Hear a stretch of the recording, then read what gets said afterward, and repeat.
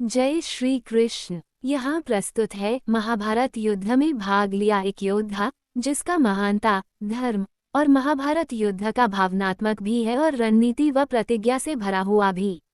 और श्री कृष्ण लीला भाग 98 की कहानी, जिसे एक भावपूर्ण, क्रमिक और संवादात्मक शैली में कहानी का वर्णन है। अगर आप चैनल में नए हो तो चैनल को सब्सक्राइब करके श्री कृष्ण लीला भाग 1 से लेकर भाग 97 तक की कहानी को जरूर सुने। श्रोताओं, आज हम जानेंगे उस राजा की कथा जो मित्रता का आदर्श भी बना और प्रतिशोध की आग में जलता हुआ एक महायुद्ध का कारण भी। हम बात कर रहे हैं राजा द्रुपद की। राजा द्रुपद कौन थे? उन्होंने महाभारत में क्या कीर्ति अर्जित की? द्रौपदी से उनका क्या संबंध था? और अंत में उनका वध किसने और कैसे किया? इन सब बातों की विस्तृत गाथा आज हम सुनेंगे। द्रुपद का जन्म और राज्य। राजा द्रुपद पंचाल देश के महान सम्राट थे। उनके पिता का नाम था प्रशत और इसी कारण उन्हें प्रशत पुत्र द्रुपद भी कहा गया। पंचाल देश भारतवर्ष के पूर्वी भाग में स्थित एक समृद्ध वीरों की भूमि थी। द्रुपद बचपन से ही पराक्रमी और विद्वान थे। राजकुमार होते हुए भी उन्हें गुरुकुल भेजा गया, जहां उन्होंने वेद, शास्त्र और धनुर्विद्या की शिक्षा प्राप्त की। यहीं पर उनकी मित्रता हुई एक ब्राह्मण बालक से जिसका नाम था द्रोण। द्रुपद और द्रोण की मित्रता। गुरुकुल में द्रुपद और द्रोण अभिन्न मित्र बन गए। साथ में अध्ययन करते, भोजन करते, खेलते और एक दूसरे के सुख दुख में सहभागी बनते। एक दिन द्रुपद ने द्रोण से कहा, जब मैं राजा बनूंगा मेरा आधा राज्य तुम्हारा होगा। हमारी मित्रता अमर रहेगी। द्रोण ने इस वचन को हृदय में संजो लिया। समय बीता, द्रुपद पंचाल के सम्राट बने। द्रोण अपने जीवन में संघर्ष करते रहे, अपमान और प्रतिशोध का बीज। समय के थपेड़ों में एक दिन द्रोण अपने पुत्र अश्वत्थामा को लेकर दरबार में पहुंचे मित्र द्रुपद से मदद मांगने। परंतु द्रुपद अब बदल चुके थे। उन्होंने द्रोण को पहचानने से इनकार कर दिया और कहा, राजा और भिखारी में कोई मित्रता नहीं होती। ये शब्द, यह अपमान द्रोण के हृदय को चीर गया। वहीं उन्होंने प्रतिज्ञा ली, एक दिन मैं तुम्हारे इस घमंड को चूर चूर करूंगा। द्रोण की शिक्षा और बदला।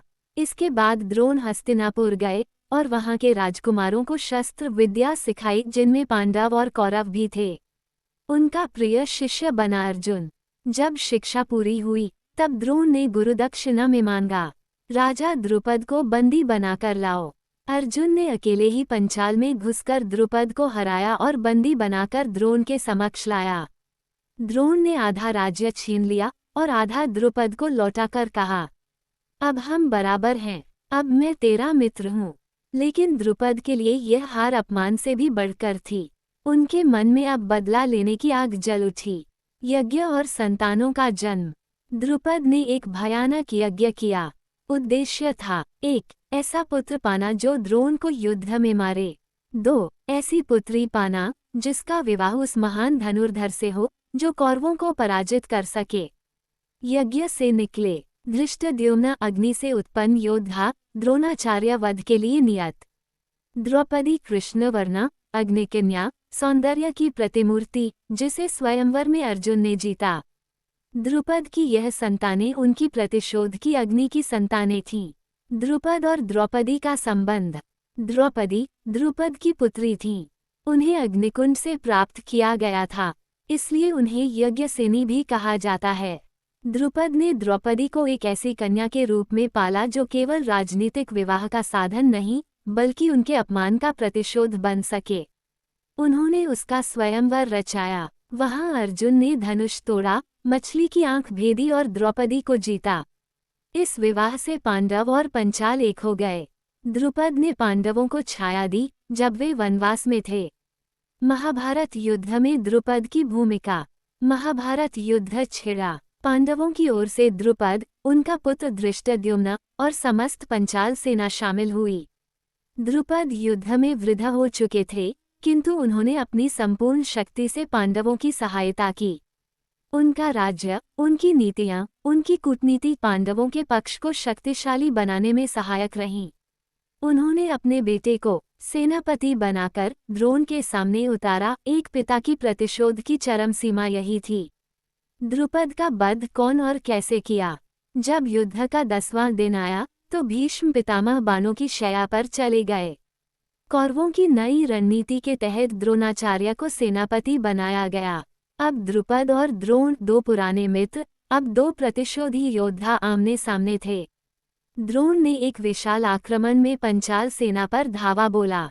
युद्ध में उन्होंने पहले राजा विराट को मारा, फिर राजा द्रुपद को लक्ष्य बनाया। द्रुपद वृद्ध थे, पर अंतिम क्षण तक लड़े। अंततः द्रोण ने उन्हें अपने दिव्य अस्त्र से युद्धभूमि में मार डाला। राजा द्रुपद एक ऐसे राजा थे जिनकी कथा में मित्रता, विश्वासघात, अपमान, प्रतिशोध और यज्ञ की ज्वाला है।